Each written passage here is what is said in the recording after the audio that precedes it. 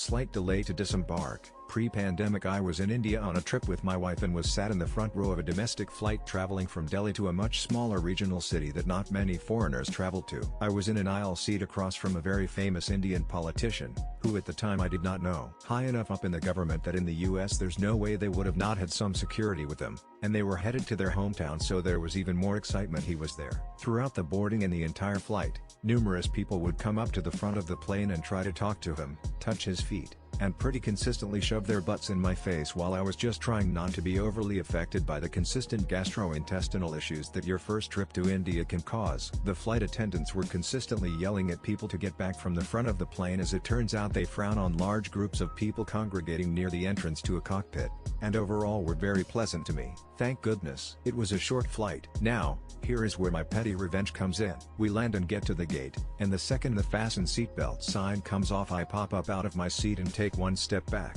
so I am blocking the aisle completely. It was quite the entertaining sight to see the faces on the crowd of people behind me, seeing that a 6'2", 230 pounds blonde-haired white guy, only foreigner on the plane, was blocking their ability to chase after this political celebrity. Anyway, I begin to pull my wife and my bags from the overhead bins as slowly as I have in my entire life, while the politician and his entourage leave the plane. I decide to slowly stroll out, and the wonderful flight attendants were nice enough to thank me before they blocked the aisle with one of their food trolleys so no one else could leave. The armed security guards were very nice at the entrance to the plane, and the politician who made my flight slightly miserable gave me the most polite nod I have received in a long time as we all strolled to the luggage area at the same time, while some men with AKs kept everyone on the plane. Funny side note, was about halfway down one of those really long airport hallways from where our arrival gate was, no one else in sight, when I see two women sprinting after us. I guess the security finally started letting people disembark.